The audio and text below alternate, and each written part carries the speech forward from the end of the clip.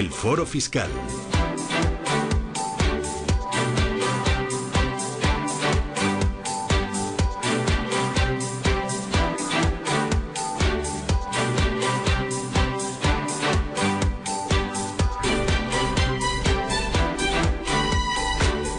Y 38 minutos de la mañana, ahora menos en Canarias. 91-533-1851, 91-533-1851, teléfono directo de Capital Intereconomía para que nos llamen en este foro fiscal en el que ya saben que pueden plantearnos todas las dudas, todas las consultas que tengan sobre temas de fiscalidad, de impuestos, de declaración de la renta, lo que deseen. También un correo electrónico consultoriocapital@intereconomia.com. Vamos a hablar hoy, Paco, antes de dar paso a nuestros oyentes, de uno de los temas que está en todos los periódicos, esos Paradise Paper o papeles del paraíso. ¿Qué es exactamente esto? ¿Qué tenemos que saber? Bueno, es otro escándalo más, ¿no?, de evasión fiscal que ha surgido esta semana y que ha desvelado el Consorcio Internacional de Periodistas. En esta lista figuran personalidades de todo tipo, desde empresarios hasta artistas o incluso futbolistas.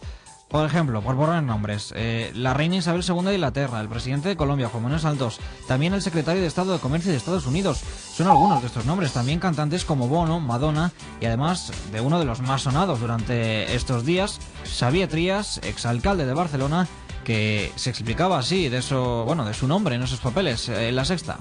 No tengo ni idea porque nunca me he cuidado de esto. Y por tanto no tengo ni idea, si esto es verdad, no tengo ni idea. Bueno, los temas de herencia familiar pues los ha llevado siempre mi hermano mayor, que desgraciadamente pues ha muerto pues hace un año. Pero la verdad es que exactamente no sé de qué me habla. Yo he recibido dinero de la herencia de mi madre y esto sí que es verdad, pero no he recibido de ningún trust ni ninguna cosa de estas que yo sepa. Bueno, los papeles del paraíso, por dar una serie de datos, hay 600 residentes en España, muchos no son gente conocida como Trias, no tienen interés público, pero sus entramados permiten descubrir cómo operaban. Hay familias que usan unos términos que trataremos de aclarar ahora, como son los fideicomisos o los trust, para ocultar esas propiedades a la hacienda pública. Y nombres que van saliendo, que siguen saliendo. El último que salía esta mañana era el del equipo ciclista de Fernando Alonso, que tenía su base de operaciones en Malta. Vamos a hablar de esto y vamos a intentar aprender un poquito más con Jesús Ruiz Ballesteros, es economista y abogado y es director de Ruiz Ballesteros Abogados y Asesores Fiscales. Don Jesús, muy buenos días. ¿Qué tal? Buenos días a todos. Vamos a ver si usted nos aclara palabras, si sabemos o no, o la mayoría nos pasa como a señor Trias. No sabemos qué es esto de un trust. ¿Qué es un trust? Vamos a ver. Bueno, un trust, a ver, explicar jurídicamente el trust puede ser un poco complejo. El trust realmente es una figura jurídica que no existe en España, ¿vale? Sin embargo, sí existe en el derecho anglosajón y es muy usado, muy usado. Viene a ser, por resumirlo en palabras bastante normales, un documento en el que pone quién es el último beneficiario de pues de una empresa o de un testamento, de cualquier otra figura, ¿no? ¿Qué ocurre? Que ese papel suele estar en los despachos de abogados que controlan ese trust. Y ahí lo único que dice es, oye, el último beneficiario de este trust es fulano de copas. Si queremos cambiar el último beneficiario, es tan sencillo como ir al despacho y decir, oye, yo soy el último beneficiario, ahora quiero que sea mi hijo, por ejemplo, ¿no? Y realmente estoy transmitiendo la titularidad de todo aquello que haya debajo del trust. Entonces ese tipo de transmisiones, por ejemplo, pues están realmente exentas. Se usa bastante para temas de herencias, en derecho anglosajón, como digo. Esto relacionado con todo lo que son paraísos fiscales, pues bueno, da lugar a que evidentemente se evitan muchísimo el pago de muchísimos impuestos. Con lo que no estoy de acuerdo es con cosas que estoy leyendo por ahí, diciendo que directamente todo esto es fraude y demás, porque yo no considero que sea fraude por cuanto muchas de las prácticas están perfectamente permitidas, algunas no, ¿vale? O sea, lo que no es lógico es ocultar la información cuando tienes que tributar por ella, ¿no? El problema es que se suelen usar para ello, ¿no? Pero no son ilegales. Es decir, en muchas de las empresas que hay por ahí, he visto Uber, Nike y Tesla y algunas otras, Apple, creo también. Apple y demás, ¿qué hacen? Claro, usan lo que se llama el sándwich holandés, que es tener una sociedad en Holanda y esta le reparte dividendos a otra sociedad en algún territorio o estado considerado paraíso fiscal para España. ¿Por qué? Porque bueno, es conocido que Holanda es el país con mayor número de convenios internacionales firmados. Y ahí pues se reduce la tributación. Es decir, si Holanda tiene con Bermudas un convenio que dice que el reparto de dividendos tributa al 7%, por ejemplo, o al 8%, pues evidentemente es un porcentaje inferior al reparto de dividendos que hay en España. Es un 19% la retención automáticamente y puedes ahorrar impuestos. ¿Esto quién lo puede pagar? Pues las grandes empresas. ¿Por qué? Porque hay que mantener este tipo de estructuras. Pues todos no podemos permitirnos tener este tipo de estructuras que cuestan dinero, abogados, etcétera, ¿no? Pero lo que penaliza a España, ¿vale? Porque habría que hablar aquí desde el punto de vista de cada país. Estados Unidos sería uno y España otro y demás. Lo que penaliza a España es que no haya una actividad económica real en esos países, en esos territorios que España considera paraísos fiscales. Claro, dice, oye, si lo que has hecho es montarme una empresa en la que realmente no hay nadie trabajando ahí, sino que lo que has alquilado un espacio para decir que allí tienes un código postal, pues eso no es una actividad real. Y si no hay actividad real en aquel país, pues entonces sí estás cometiendo un fraude, ¿no? Me estás engañando con el único fin de evitar impuestos. Todo esto, Jesús, se hace a través de lo que se llaman sociedades o estructuras offshore, ¿no? Efectivamente, realmente viene a ser lo mismo. Offshore es un término inglés que viene a significar sociedad en paraíso fiscal. Ahora, he leído por ahí en algunos sitios dicen, no, estos son los paraísos fiscales, son los que no se pagan impuestos a aquellos que son extranjeros y demás. No tiene por qué. Depende del territorio. Es decir, en algunos se pueden pagar impuestos o se pueden o no pagar, o se pueden pagar un porcentaje pequeño. Lo que sí que, digamos, está más o menos estipulado, porque no hay una definición concreta de paraíso fiscal, lo que sí está estipulado es que no intercambian información, es decir, son opacos. Esa sí es la característica clave de los paraísos fiscales. Aquellos que no te envían información a otro país. Es decir, si Bermudas pues no te envía información a España, pues claro, si yo me pongo ahí una sociedad, por mucho que el Ministerio de Hacienda español solicite información al Ministerio de Hacienda de Bermudas, si es que existe, pues no le va a intercambiar nada. No le va a enviar nada porque no lo va a reconocer como un ente al que tenga que enviarle nada.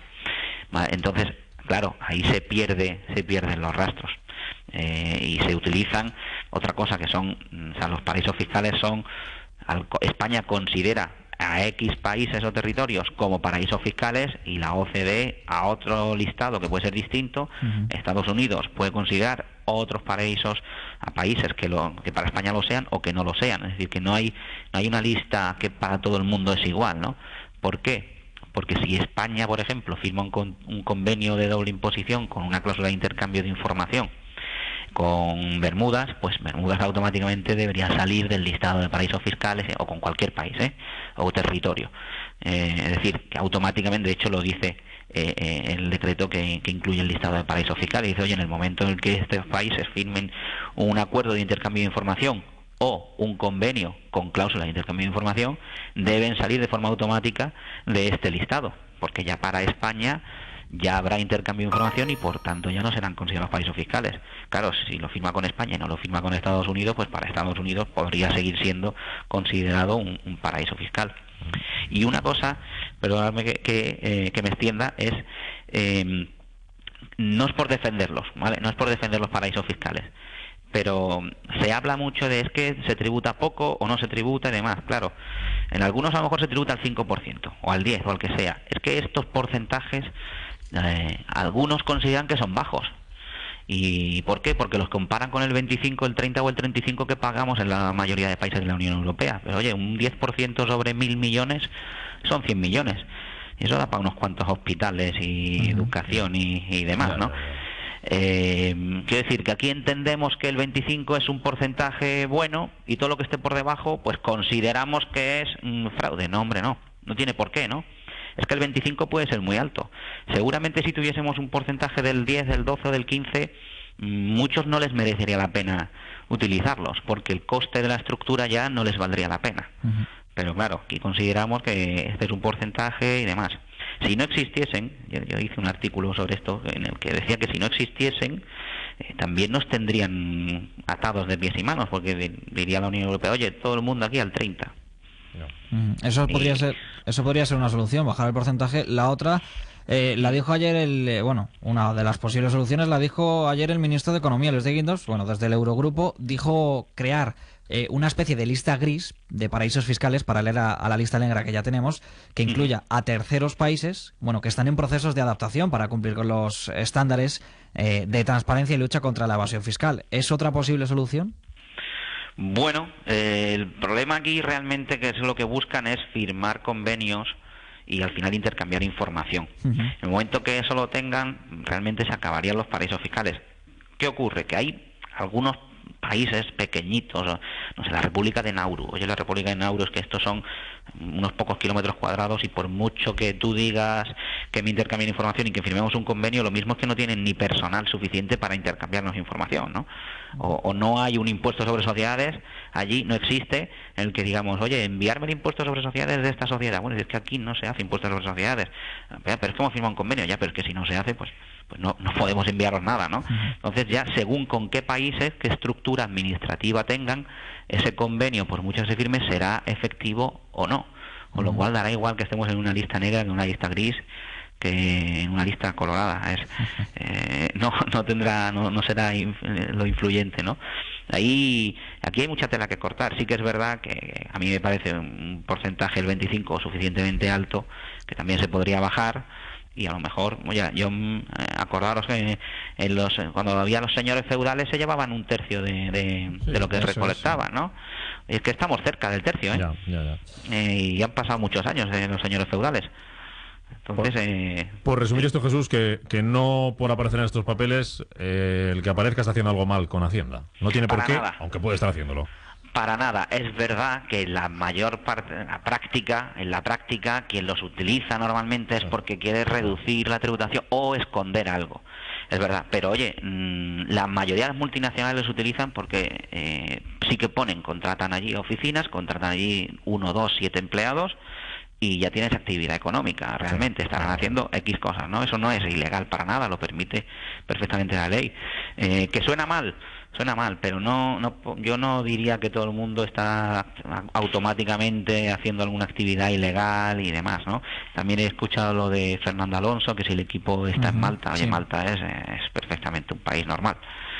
En su momento era considerado paraíso fiscal, Malta y Chipre se unieron a la Unión Europea, dejaron de ser considerados paraíso fiscal. ¿Qué ocurre? Que tienen un 10, un 12% de impuestos sobre sociedades. Claro, es que eso molesta a los que tienen un 25%. Es una discusión, claro. En fin, y seguiremos hablando de ella, me temo. Vamos con los oyentes, Jesús, ¿te parece? Muy bien. Venga, pues tocayo tuyo, Jesús, desde Madrid. ¿Qué tal? Buenos días. Buenos días. Mire usted, yo tenía una minusvalía de años anteriores. El año pasado tuve plusvalía. Compensé las plusvalías con las minusvalías. Pero como no las cumplí todo, me he visto que el que me hace la declaración me descontó el 10% de la base liquidable. Y yo creo que era el 15% lo que hubiera tenido que deducir. Por lo tanto, quedó una cantidad todavía de minusvalías pendientes que no compensé el año. Entonces este año, cuando vuelva a hacerla, si Dios quiere, pues tendré plusvalía, pero tengo que tener en cuenta el que solo me descontaron el 10% y tenía que haber sido el 15%. Bueno, pues Jesús, a ver qué le dice el experto. Muchas gracias por llamar. Gracias a ustedes por atendernos y darnos estas explicaciones. Muy bien, escuche por la radio, a ver qué le dice. Gracias. Le digo por el teléfono. Por el teléfono, venga, le dejamos por el teléfono, venga. Gracias. Muy bien, pues el tema sería que lo que pueda aplicar en la declaración de la renta, si le han retenido una cantidad incorrecta, en principio lo que van a comunicar que han retenido es lo que va a poder declarar, porque Hacienda... ni el 10 ni el 15 que he escuchado, realmente si es por plusvalías y demás le tenían que haber retenido ahí un 19%, pero en cualquier caso lo que le va a aparecer en el resumen que le enviará la propia agencia tributaria será las cantidades que el retenedor haya ingresado en Hacienda. Yo me atendría a ellas porque a pesar de que estén mal, usted habrá recibido la diferencia en su cuenta corriente, con lo cual al final el impuesto se lo acabarán pidiendo, o bien por Hacienda, o bien aumentando la retención que tenía que haber hecho, seguramente será el banco, en esa plusvalía. Pero vamos, que mire bien los porcentajes, porque no me cuadra ninguno de los que ha dicho. Claro. Vamos con más llamadas. Jorge, desde Madrid también. Buenos días. Hola, buenos días. Yo tengo un local comercial arrendado y por cuestiones de una sobra tengo un juicio con la comunidad. Entonces quería saber si los gastos de abogado o en caso de que perdiese el juicio las costas, las puedo deducir de la renta que me paga el inquilino y del IRPF. Le escucho por la radio. Perfecto, gracias, Jorge. Bueno, vamos a ver. Sí, aquí hay bastante discusión sobre este asunto. Si el juicio es absolutamente necesario y iniciado por usted y demás, se podría discutir la deducibilidad de esos gastos, ¿vale? No, pero solo de los honorarios que usted paga a su abogado y procurador. Nunca la parte de indemnización por cobrar costas. Por ejemplo, si al final acaba ganando el juicio y le pagan costas y demás, que serían los honorarios de los abogados, ahí hay una pequeña laguna y usted en el fondo saldría perdiendo. Es decir, como ocurre ahora con los juicios de cláusula suelo y demás. Si uno paga los gastos de sus abogados, esos no son deducibles, porque es libre de contratarlos. Sin embargo, las indemnizaciones por costas no tributan igual, no es deducible ahí, que es un poco complicado, pero él podría considerarlo, siempre que sea necesario, imprescindible, sí podría considerarlo deducible los de sus abogados. Tengo un minuto para saludar a Juan y que le respondamos. Jesús, Juan, ¿qué tal? Buenos días. Hola, buenos días, ¿qué tal? Venga, vamos con ello. Pues mire, una pregunta creo que es muy fácil. Quería saber qué tratamiento debo dar a las acciones de Banco Popular, que como sabemos, pues se ha perdido toda la inversión. Vale, ¿qué hacer con ellas? Para el año que viene, ¿no? Para la declaración. Efectivamente. Muy bien, gracias. Adiós. Jesús, rápidamente, ¿qué hacemos con ellas? En 20 segundos. Si las ha perdido todas, yo me daría la pérdida patrimonial en la declaración de la renta. Es decir, si te han pasado a valer cero y ya no es titular de ninguna de estas participaciones, evidentemente me daría la pérdida. Sin lugar a dudas. Lo pondremos en la declaración de la renta y lo que nos toque. Eso nos llevamos. Jesús Ruiz Ballesteros, economista, abogado, director de Ruiz Ballesteros, abogados y asesores fiscales. Gracias, como siempre, por la ayuda. Gracias a vosotros. Un saludo.